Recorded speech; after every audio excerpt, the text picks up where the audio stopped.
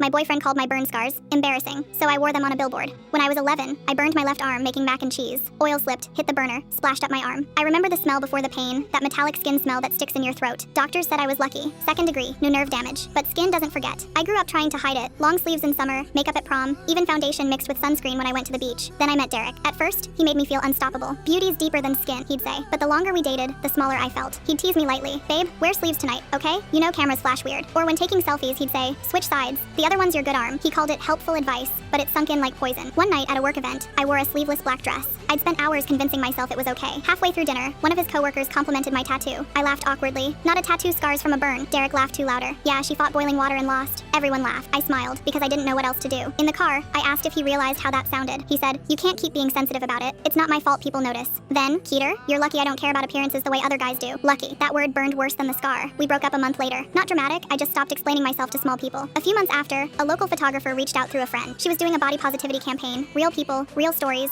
I almost said no. Then I remembered that dinner. We did the shoot in natural light, my arm front and center. No filters. Just me, bare skin and all. Weeks later, she texted me a photo. The shot was up on a downtown billboard, captioned, healing isn't ugly. The first day it went up, I stood across the street pretending to wait for the bus. Just staring. It didn't feel like vengeance. It felt like freedom. A few days later, I got a message from Derek. 3 dots then. Saw your billboard. Wow. And another. Didn't know you'd go public like that. I didn't reply. Didn't need to. Because for once, my skin wasn't something to hide. It was a story someone else had finally painted in light. Now when people ask what happened to my arm, I say, it healed. And if they stare long enough to notice the billboard connection, they usually smile the kind of smile that says, thank you for not hiding. Funny how scars fade when you stop apologizing for them. Turns out, the only ugly part was believing him.